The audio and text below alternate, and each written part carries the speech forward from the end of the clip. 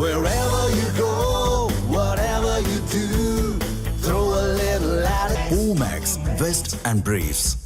அதிமுகவில் எந்தவித பிரச்சனையும் இல்லை, அனைவரும் ஒன்றிணைந்து செயல்பட்டு வருவதாக முன்னாள் அமைச்சர் நத்தம் விஸ்வநாதன் தெரிவித்தார். சி.வி. சண்முகம் இல்லத்தில் அவர் அளித்த பேட்டியை மினி டாக்ஸ் பகுதியில் தற்போது பார்க்கலாம்.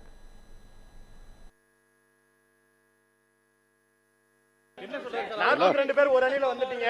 எல்லாரும் ஒற்றுமையா போய் வரல. என்ன சார் சொன்னாரு? அவர் வரவே இல்லையா சார்?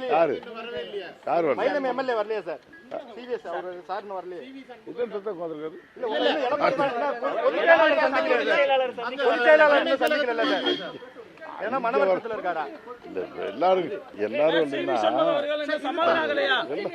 பிரச்சனை இல்லாம எல்லாரும் ஆபஸ் வாங்கியாச்சு, பிரச்சனை முடிஞ்சு வச்சு நீங்க என்ன பிரச்சனை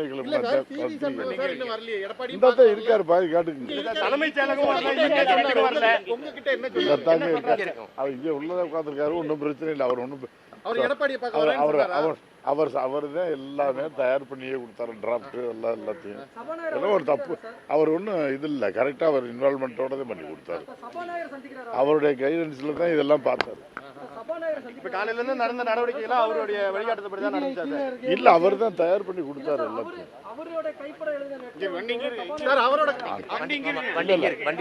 எந்த பிரச்சனையும் இல்ல. இவர் கொடுத்த பெட்டிஷனை வாபஸ் வாங்கிட்டாரு, அவங்க கொடுத்த பெட்டிஷனையும் வாபஸ் வாங்கிட்டாரு. அதிமுக எம்எல்ஏ பதவியை சி.வி. சண்முகம் ராஜினாமா செய்ய உள்ளதாக பரவி வரும் தகவல் அரசியல் வட்டாரத்தில் பரபரப்பை ஏற்படுத்தியுள்ளது. அதிமுக எம்எல்ஏக்கள் சிலர் தங்கள் பதவியை ராஜினாமா செய்து தாவேகாவில் இணைந்தது பெரும் பரபரப்பானது. இதனைத் தொடர்ந்து எஸ்.பி. வேலுமணி உள்ளிட்ட முக்கிய நிர்வாகிகள் அக்கட்சியின் பொதுச் செயலாளர் எடப்பாடி பழனிசாமியை அவரது இல்லத்தில் சந்தித்து ஆதரவு தெரிவித்தனர்.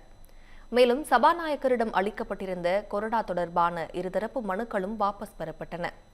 அதே நேரத்தில் இந்த முக்கிய சந்திப்புகளில் முன்னாள் அமைச்சர் சி.வி. சண்முகம் மட்டும் கலந்து கொள்ளவில்லை. அதிமுக மூத்த தலைவர்கள் பலரும் அவரை சமாதானப்படுத்த சென்றபோது சி.வி. சண்முகம் கடும் அதிருப்தியில் அங்கிருந்து வெளியேறினார்.